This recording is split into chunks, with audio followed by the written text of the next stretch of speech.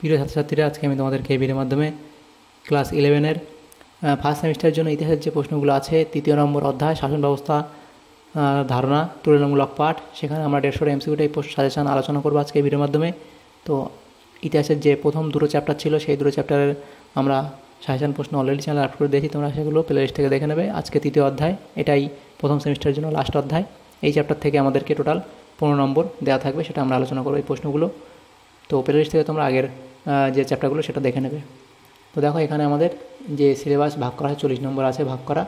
তো প্রথম তার জন্য 10 নম্বর থাকবে প্রথম চ্যাপ্টারের জন্য, দ্বিতীয় চ্যাপ্টারের জন্য 15 নম্বর থাকবে, তৃতীয় চ্যাপ্টারের জন্য 15 নম্বর থাকবে। তো তিনটে মিলে টোটাল আমাদের 40 নম্বর ফার্স্ট সেমিস্টারে থাকবে এমসিকিউ টাইপ প্রশ্ন। তো তিনটে চ্যাপ্টারই তোমাদেরকে ভালো করে করতে হবে। তো দেখো, আজকে আমরা 3য় অধ্যায় শাসন ব্যবস্থার ধারণা তুলনামূলক পাঠ, এখানে 150টা এমসিকিউ টাইপ প্রশ্ন আলোচনা করবো আজকে। তো দেখো, প্রথম প্রশ্ন কি, একের দাগে কী বলা আছে, হেলেনীয় সভ্যতা কোন সভ্যতাকে বলা হয়? এটা হবে গ্রিক সভ্যতাকে বলা হয়। নেক্সট প্রশ্ন, ম্যাগনা গ্রিসিয়া কাকে বলা হয়? বৃহত্তর গ্রিককে। গ্রিক শব্দ পলিস কথাটির অর্থ কী? নগর রাষ্ট্র। গ্রিসের দুটি গুরুত্বপূর্ণ পলিস হলো এথেন্স ও স্পার্টা। গ্রিসে কোন দ্বীপটি 4টি পলিসে বিভক্ত ছিল?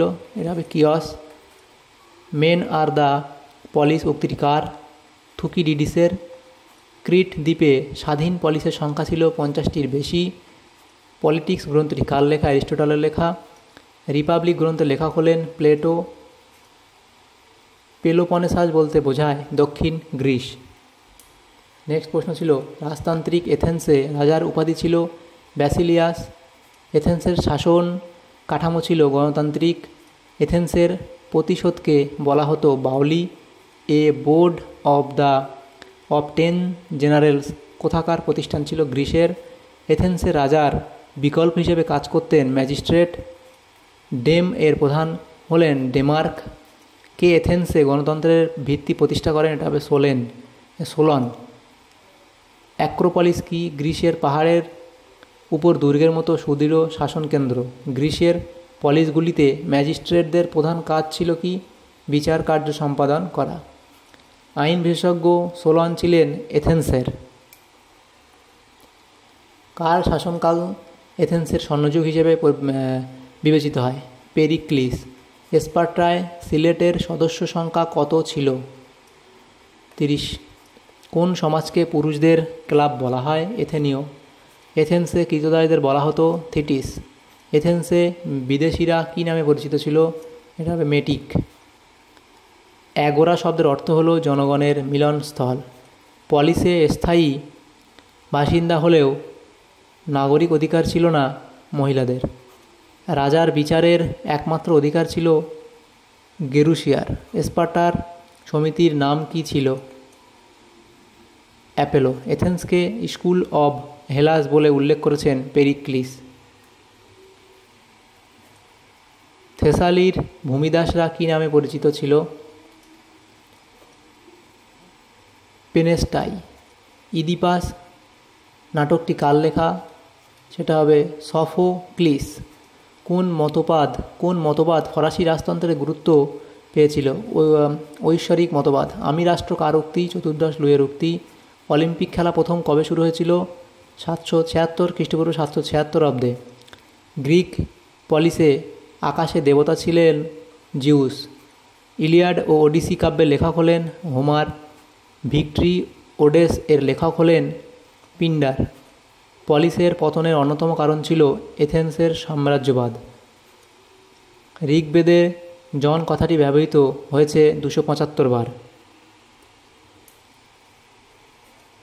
সাধারণভাবে পদ বলতে বোঝায় পা রাখার স্থান। অর্থশাস্ত্র কার লেখা? কৌটিল্যের লেখা। কত খ্রিস্টাব্দ পর্যন্ত চীনে রাজতন্ত্রের অস্তিত্ব বজায় ছিল বলে মনে করা হয়? 1912 খ্রিস্টাব্দ অবধি। জনপদ বলতে বোঝায় কোন উপজাতি গোষ্ঠীর নির্দিষ্ট বসতি এলাকা। গোষ্ঠী প্রধান কোন ধরনের কর লাভ করতেন? স্বেচ্ছাকর। কবে বহিরাগত আর্যরা ভারতে প্রবেশ করে? খ্রিস্টপূর্ব 1500 অব্দে। জনপদের শাসক পরিচিত ছিলেন কী নামে? এটা হবে জনপদীন। রামায়ণের কতগুলি জনপদের উল্লেখ রয়েছে? 27।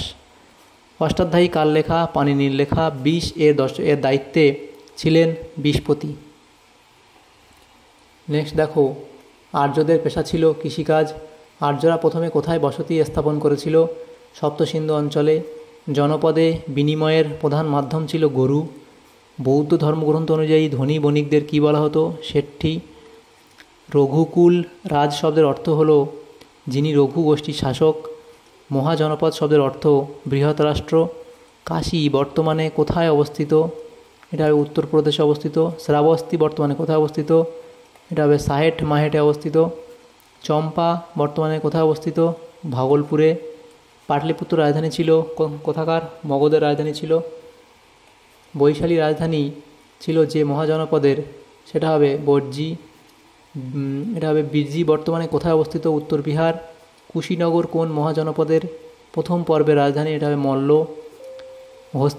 হস্তিনাপুর কোন রাজ্যের গুরুত্বপূর্ণ শহর? কুরু। দুটি অরাজতান্ত্রিক মহাজনপদের নাম হলো বিদ্ধি ও মল্ল। বৎস ছিল কোন ধরনের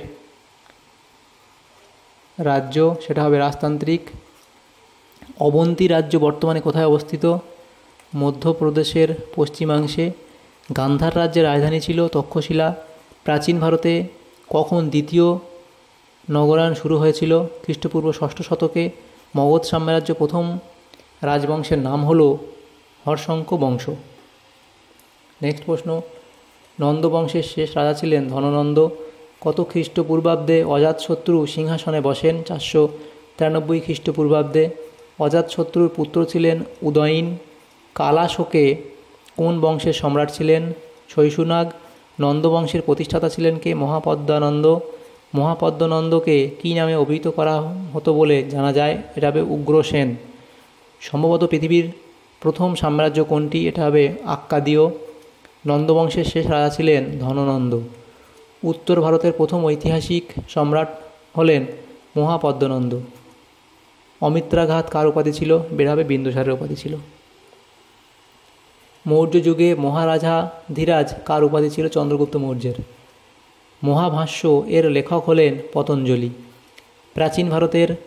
প্রাচীন ভারতের প্রতিষ্ঠিত সর্বপ্রথম সাম্রাজ্যটির নাম হল মৌর্য সাম্রাজ্য। গ্রিকরা চন্দ্রগুপ্তকে কী নামে অভিহিত করতেন? এটা হবে স্যান্ড্রোকোটস। ভারতের প্রথম ঐতিহাসিক সম্রাট হলেন চন্দ্রগুপ্ত মৌর্য। কে পাণিনির সূত্রের টিকা রচনা করেন? এটা হবে কাত্যায়ন। মৌর্য সাম্রাজ্যের তৃতীয় শাসক ছিলেন অশোক। কলিঙ্গ যুদ্ধকে প্রতিহিংসার যুদ্ধ বলে অভিহিত করেন D.R. ভান্ডারকর। অশোক পরবর্তীকালে কোন ধর্মের দীক্ষিত হন? বৌদ্ধ ধর্মে। কার রাজত্বকালে দ্বিতীয় বৌদ্ধ সঙ্গীত অনুষ্ঠিত হয়েছিল? কালাশোকের। নেক্সট প্রশ্ন, দ্বিতীয় বৌদ্ধ সঙ্গীত কোথায় হয়েছিল?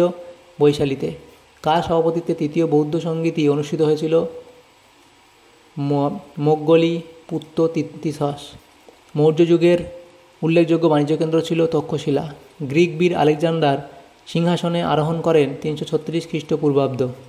আলেকজান্ডারের রাজধানীর নাম ছিল ম্যাসিডন। কোথায় গ্রিক বীর আলেকজান্ডার মারা যান? ব্যাবিলনে। ইলেকট্রা নাটকের রচয়িতা হলেন সফোক্লিস। পারস্য কোন ধর্মের প্রচলন ছিল? পারস্যে কোন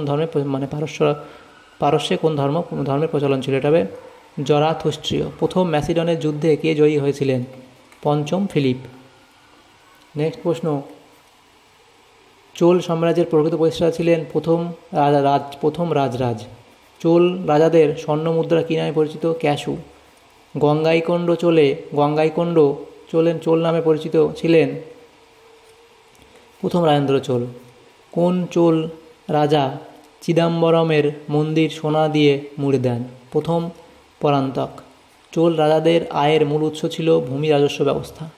চোল শাসন কাঠামোর সর্বনিম্ন একক হল গ্রাম। চোল রাজাকে শাসন কার্যে সাহায্য করতেন যুবরাজ।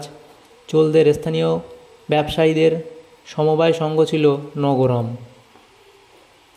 নেক্সট প্রশ্ন, চালুক্য সাম্রাজ্য বিস্তৃত ছিল দাক্ষিণাত্যে। রোমের প্রথম রাজা ছিলেন রোমুলাস। চোল আমলে হিসাব পরীক্ষক ছিলেন করণোত্তার। চালুক্যদের রাজধানী ছিল বাদামি। অগাস্টাসের পর রোমের সম্রাট হন টিবেসিয়াস।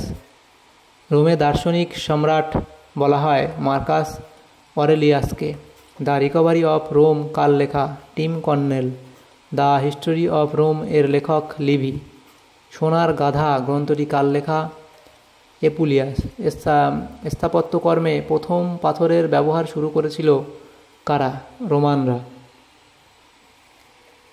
এলাহাবাদ প্রশস্তি কে রচনা করেন? হরিসেন। গুপ্ত রাজবংশের প্রতিষ্ঠাতা ছিলেন শ্রীগুপ্ত। কোন সম্রাট দিগ্বিজয়ের নীতি গ্রহণ করেছিলেন? সমুদ্রগুপ্ত। কোন গুপ্ত সম্রাট শিকারী উপাধি গ্রহণ করেন? দ্বিতীয় চন্দ্রগুপ্ত। কোন গুপ্ত রাজার আমলে হুন আক্রমণ হয়েছিল? স্কন্দগুপ্তের আমলে। কে সুদর্শন হ্রদ নির্মাণ করেন? পুষ্যগুপ্ত। কাকে ভারতীয় শেক্সপিয়ার বলা হয়? কালিদাসকে। গুপ্তযুগের সমুদ্র বন্দর হল তাম্রলিপ্ত। মৃচ্ছকটিকম কার লেখা? শূদ্রক। বাবর কত খ্রিস্টাব্দে সিংহাসনে বসেন? 1526 খ্রিস্টাব্দে। পানিপথের প্রথম যুদ্ধ কাদের মধ্যে হয়েছিল? বাবর ও ইব্রাহিম লোদির মধ্যে। মেঘদূতম এর রচয়িতা ছিলেন কালিদাস। অমর সিংহ এর লেখা বই হল অমরকোষ। খানুয়ার যুদ্ধ কত খ্রিস্টাব্দে হয়েছিল? 1527 খ্রিস্টাব্দে। চৌসার যুদ্ধে কে জয়ী হয়েছিল? শেরশাহ। ভারতে মুঘল সাম্রাজ্য পুনঃপ্রতিষ্ঠা করেন আকবর। ঔরঙ্গজেবের মৃত্যু হয় কত খ্রিস্টাব্দে? 1707 খ্রিস্টাব্দে। মুঘল সম্রাটদের মধ্যে আলমগীর উপাধি নেন কে? সেটা হবে ঔরঙ্গজেব। আকবরের আমলে রাজস্ব মন্ত্রী ছিলেন টোডরমল। মনসাব কথাটির অর্থ কী? সেটা হবে পদমর্যাদা। নেক্সট প্রশ্ন, আকবরের সমাধি কোথায় অবস্থিত? সেকেন্দ্রায়। শাহজাহানাবাদ নগরী কে নির্মাণ করেন? শাহজাহান। তাজমহলের প্রধান স্থপতি ছিলেন ওস্তাদ ঈশা খাঁ। অন্নদাম মঙ্গল গ্রন্থের লেখক হলেন ভরতচন্দ্র। কত খ্রিস্টাব্দে অটোমান সাম্রাজ্যের প্রতিষ্ঠা হয়? 1299 খ্রিস্টাব্দে। অটোমান সাম্রাজ্যের রাজধানীর নাম ইস্তাম্বুল। অটোমান সাম্রাজ্য আয়ের প্রধান উৎস ছিল ভূমি রাজস্ব। তুর্কি সাহিত্যের জনক বলে পরিচিত ফিকরেট। সর্বশেষ অটোমান সুলতান ছিলেন ষষ্ঠ মোহাম্মদ। অটোমান সাম্রাজ্যের শ্রেষ্ঠ সুলতান ছিলেন সুলেমান। তাহলে দেখো আমাদের ক্লাস 11-এর ইতিহাসের যে 3 নম্বর অধ্যায় ছিল সেখান থেকে আমাদের টোটাল 15টা MCQ টাইপ প্রশ্ন আসবে, 15 নম্বর থাকবে। সেই প্রশ্নগুলো আজকে আলোচনা করলাম। যদি তোমাদের সামনে উপরের সাথে ভিডিওটা অবশ্যই লাইক করবে আর বেশি বন্ধুদের সাথে শেয়ার করবে। Thanks for watching.